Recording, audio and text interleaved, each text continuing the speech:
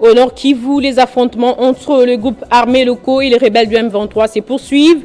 Ce dimanche, une partie de la cité des Bouiza est tombée entre les mains de Wazalendo qui se rapproche peu à peu des Bunagana. Élection 2023, une mission de la SADC a été dépêchée en République démocratique du Congo pour évaluer la situation politique et sécuritaire du pays. Hier, elle a rencontré les cadres du regroupement politique de Joseph Kabila Kabongé. À Gaza, les bilans de morts dans les frappes israéliennes passent à 2670 selon le Hamas. Voilà pour les titres. Bonsoir à tous. D'intenses combats ont été signalés entre les terroristes du M23 et le groupe d'autodéfense Wazalendo. Selon les sources locales, l'ennemi est en difficulté face à ces jeunes patriotes déterminés à aller jusqu'au bout. Une partie de la cité des Bouiza est tombée entre les mains de Wazalendo qui se rapproche peu à peu des Bunagana. Nous sommes en ligne avec le porte-parole des patriotes résistants congolais qui nous confirme cette information. Je confirme que nous contrôlons une bonne partie de Bouiza et qu'il ne reste que quelques collines afin de contrôler Bouiza à 100%. Ces collines, nous sommes en train de les pilonner pour le moment, voir comment est-ce que nous allons déloger l'ennemi afin de conquérir tout ce qu'il y a comme Bouiza qui était ancienne grande bastion de l'ennemi. En ce qui est de Bunagana, on évolue, l'avenir va nous donner raison. Pour ce qui est de la force régionale de l'EAC, elle garde sa position, mais c'est sur ce qui est de ce que nous préparons pour eux, nous allons les surprendre parce que là, ils sont en train de jouer au malin et surtout une sorte de jeu de l'ennemi. Mais nous promettons vraiment les surprendre. La 8e session de la grande commission mixte RDC-Ouganda a pris fin samedi. Après moult discussions, les deux parties ont convenu, entre autres, de la suppression de droits d'entrée pour l'octroi des visas en vue de favoriser la libre circulation des personnes. Ce sont de résolutions de ces assises qui se sont clôturées par une note de satisfaction après la signature de plusieurs accords. Échange des signataires entre les parties congolaises et ougandaises sous les acclamations frénétiques de l'assistance, signe de la relance de la coopération entre les deux pays. Après 3 jours de travaux intenses et des discussions franches sur des sujets d'intérêt commun, les participants à la 8e session de la commission mixte RDC-Ouganda ont convenu ce qui suit. Les deux parties ont reconnu que la géographie, la culture et l'histoire commune leur impose des obligations, particulièrement en matière de concertation permanente pour l'intérêt de leurs peuples respectifs. Pour ce fait, les deux parties ont convenu de la suppression des droits d'entrée pour l'octroi de visas en vue de favoriser la libre circulation des personnes. Les deux parties ont examiné les questions liées à la sécurisation et à la démarcation des frontières communes, à la coopération militaire et sécuritaire, à la neutralisation de groupes armés hostiles aux deux pays, à la lutte contre la prolifération des armes légères et de petits calibres, au rapatriement des réfugiés, à l'administration publique, à la coopération décentralisée entre les entités territoriales décentralisées frontalières de la République démocratique du Congo et de la République de l'Ouganda. Pour Mboussa Nyamwisi, ministre d'État à l'intégration régionale et organisateur de cet événement, ces échanges ont été d'une grande importance. Les raisons de se méfier les uns les autres existent. Mais nous devons fournir des efforts pour transformer tout cela en une force pour la reconstruction et pour le développement. Parce que c'est de cela que nos peuples ont besoin. Pour lier l'utile à l'agréable, les délégations congolaises et ougandaises se sont échangées des cadeaux, une manière de resserrer les liens d'amitié entre les deux pays.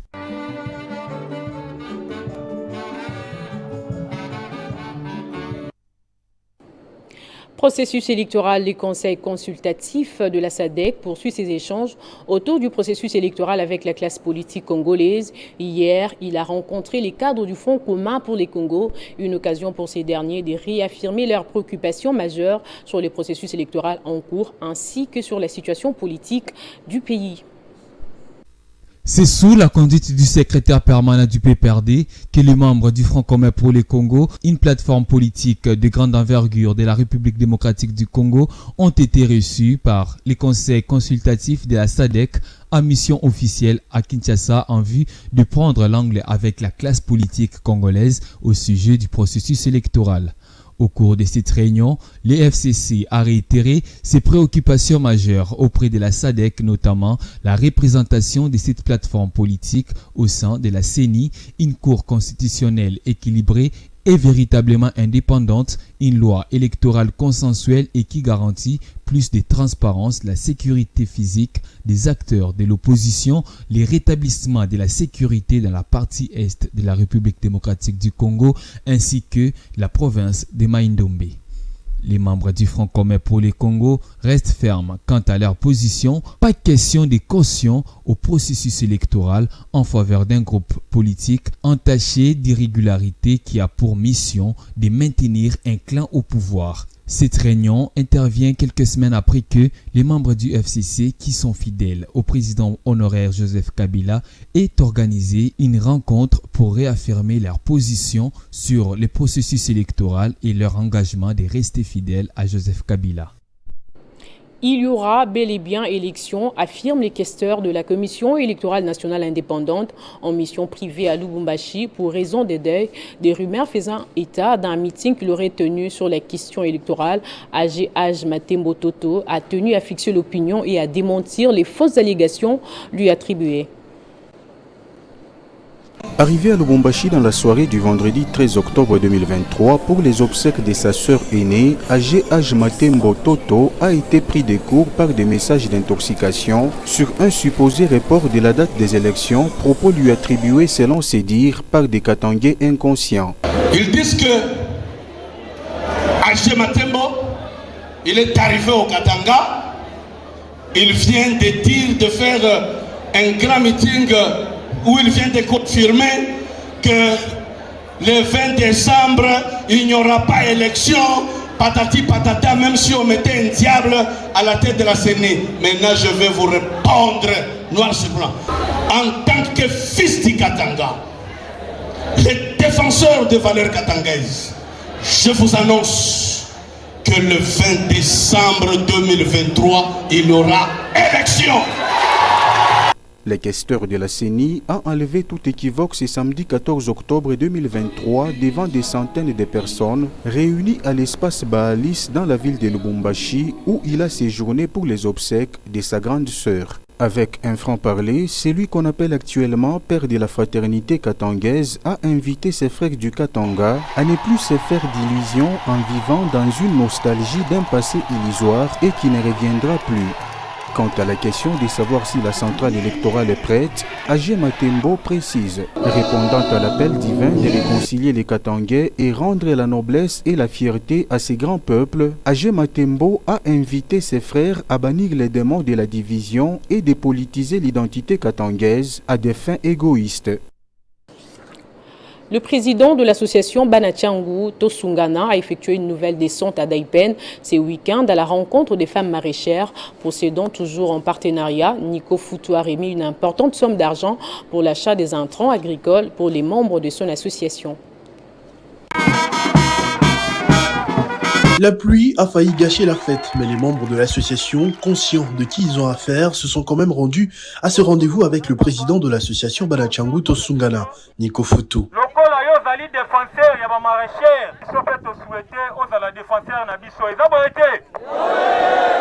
Ce samedi, l'association des maraîchères de l'Ansélé, Aman, a officiellement fait la connaissance de ce visionnaire qui soutient des projets d'essais semblables, prônant l'autoprise en charge et le développement de son très cher district de Tchangou. En clair, Nico Foutou a remis sur place une enveloppe estimée à des millions de francs congolais pour l'achat des intrants agricoles pour booster leurs entreprises. On parle bien de plus de 10 000 femmes œuvrant sur une superficie de 4 000 hectares, soit le plus grand de la ville de Kinshasa. En retour, des cadeaux symboliques lui ont été gentiment remis. L'association des maraîchers de l'Ansélé a beaucoup de préoccupations, beaucoup de doléances. En ce qui concerne d'abord la spoliation et d'autres domaines que nous devons évoluer ensemble.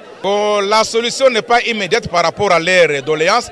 parce que le problème de spoliation n'a pas commencé aujourd'hui. Hein. C'est partout où je suis, j'ai eu le temps matériel de me promener partout dans tous les sites de Tiangou. Et les problèmes en tout cas sont les mêmes, sont restés les mêmes. C'est pour ça que je leur ai dit que nous devons être unis, nous devons être soudés afin que nous puissions combattre les problèmes de spoliation. Avec sa vision axée sur le social, l'association Balachangu Tosungana répertorie tous les problèmes de la population dans cette partie de la ville et offre des solutions comme elle peut. Avec beaucoup d'adhérents, elle est bien positionnée comme porte-étendard de ce district populaire. La fondation Nyangi Kaonda Olivier a procédé ce dimanche à la remise des brevets aux femmes et jeunes filles ayant participé à la formation intégrale et gratuite sur l'entrepreneuriat. Cette initiative s'inscrit dans le cadre du développement de la commune de Kimbanseke.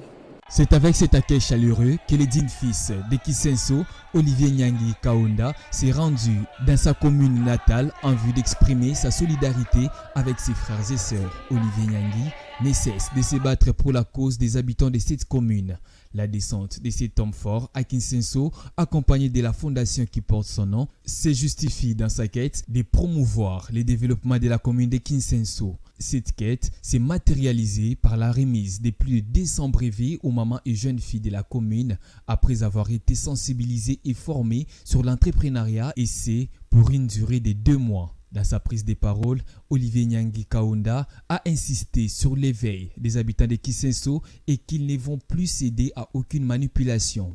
La fondation Nyangi Kaonda Olivier est en train de travailler à un tas soit peu pour le changement et le développement de notre commune ici de Kisenso. Vous venez même d'assister dans la cérémonie qui vient de se passer. On a remis plus de 200 brevets à nos mamans ainsi que nos jeunes filles. Ce n'est pas les brevets seulement qu'on a remis, c'était accompagné des enveloppes. Chacune d'eux a reçu un brevet accompagné d'une enveloppe. Nous voulons que chacun de nous puisse travailler. Satisfaits par cet acte, les habitants de la commune n'ont pas manqué à exprimer leur joie.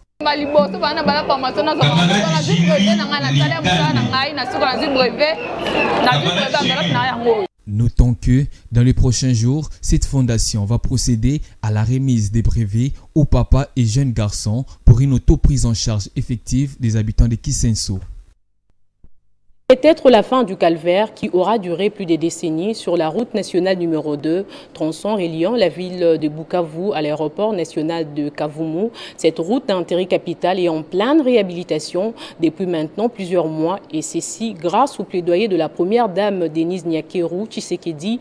La société congolaise de contrôle SOCOC qui exécute ces travaux a procédé ce dimanche à la pose de l'enrobé sur l'axe Kazingo-Amsar, un ouf de soulagement pour les habitants de ce coin.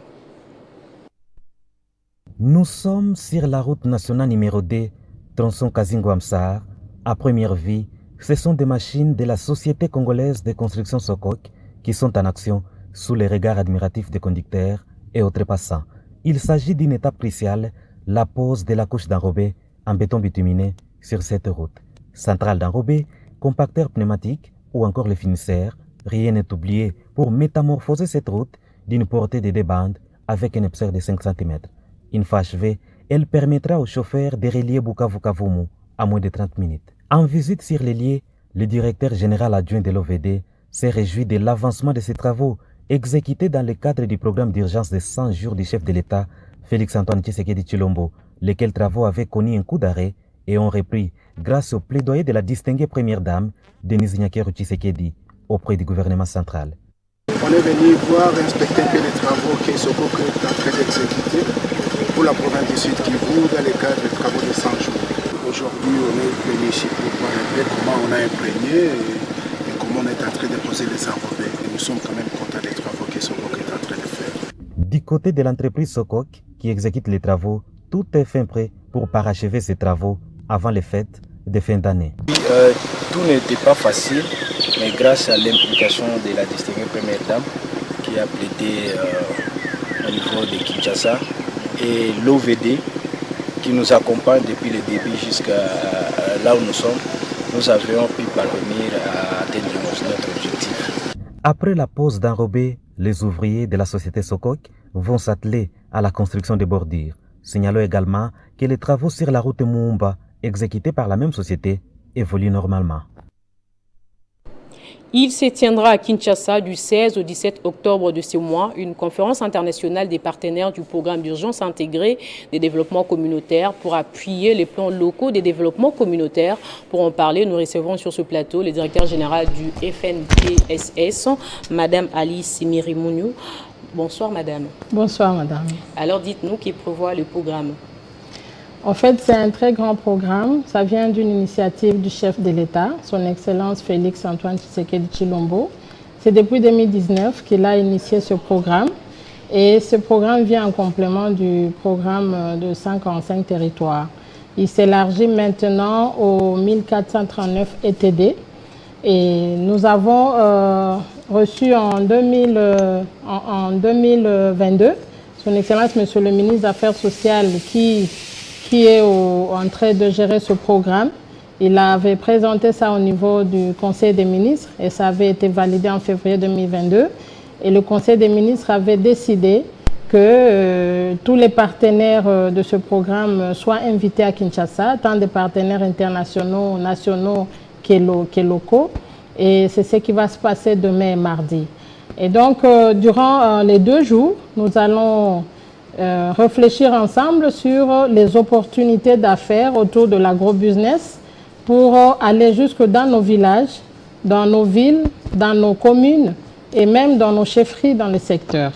Et autour donc de cette nouvelle initiative du chef de l'État, il sera donc question ensemble avec les ambassadeurs, les chefs des missions diplomatiques, les chefs des agences des Nations Unies, les gouverneurs de toutes les 26 provinces qui ont été appelés par son Excellence Monsieur le Vice-Premier ministre, ministre de l'Intérieur, ainsi que les maires de chefs-lieux de province et les bourgmestres de la ville de Kinshasa qui vont représenter tous les ETD.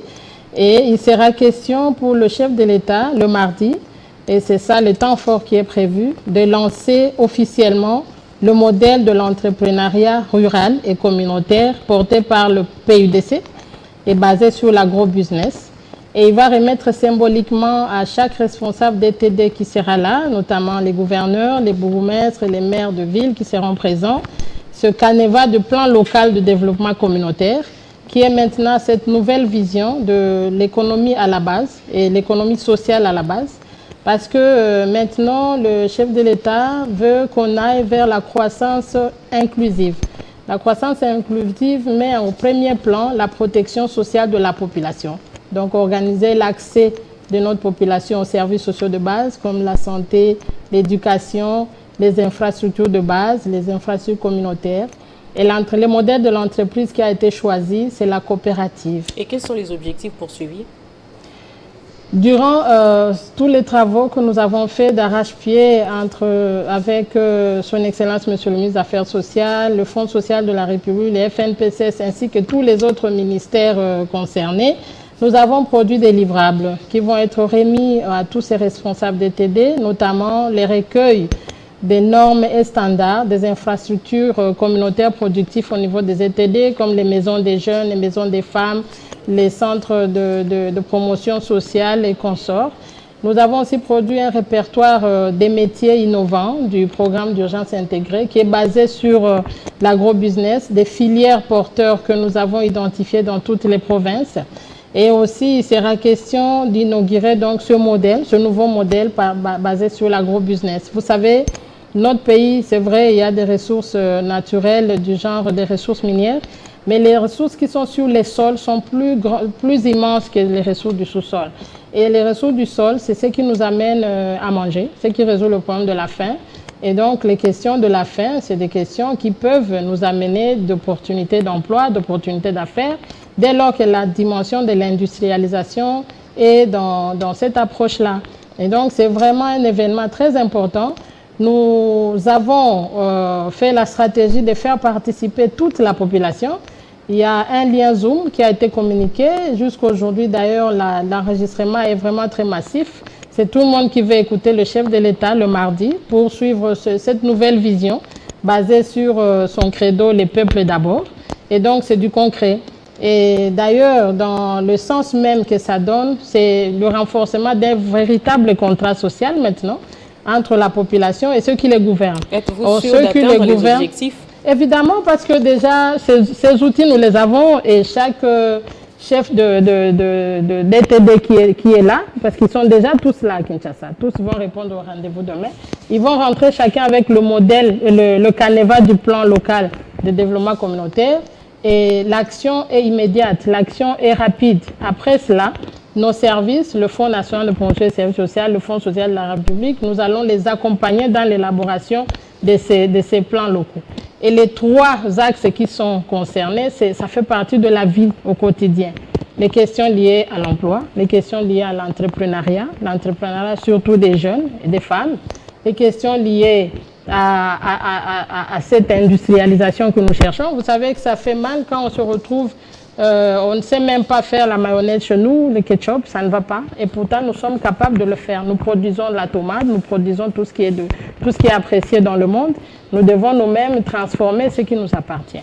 Et il sera question de montrer ce modèle qui est déjà en train d'être mis en œuvre au niveau des provinces du Haut-Katanga et du Lualaba, dans le cadre du projet d'appui au bien-être alternatif des enfants et jeunes impliqués dans la chaîne d'approvisionnement du cobalt, le CPJAP. Ce sont des centres qui sont en train d'être construits et nous attendons d'ailleurs l'inauguration de ces centres par le chef de l'État avant la fin de cette année. Merci beaucoup Madame Alice pour toutes ces précisions. Je rappelle que vous êtes directeur général du FNPSS. Merci beaucoup. Les frappes israéliennes dans la bande de Gaza ont tué plus de 2670 personnes, a indiqué dimanche le ministère palestinien de la Santé du Hamas dans un bilan actualisé, alors que l'armée israélienne pilonne le territoire palestinien contrôlé par les mouvements islamistes. D'après certaines sources, 9600 personnes ont été également blessées dans les raids menés en représailles à l'attaque sans précédent du Hamas contre Israël le 7 octobre. Ce journal est terminé. Place au rappel des titres à présent. Au Nord Kivu, les affrontements entre le groupe armé locaux et les rebelles du M23 se poursuivent. Ce dimanche, une partie de la cité de Bouiza est tombée entre les mains des Wazalendo qui se rapprochent peu à peu des Bunagana.